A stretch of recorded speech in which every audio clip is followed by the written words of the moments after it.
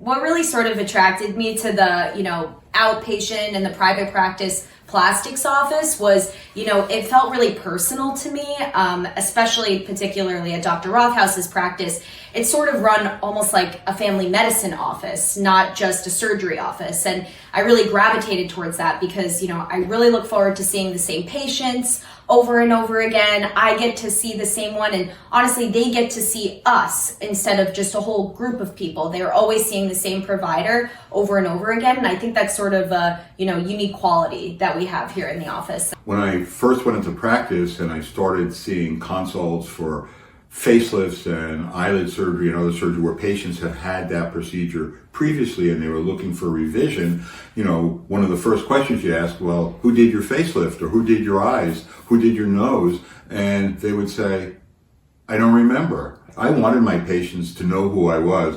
I want to not only treat my surgical patients, but I want to treat them during the whole journey.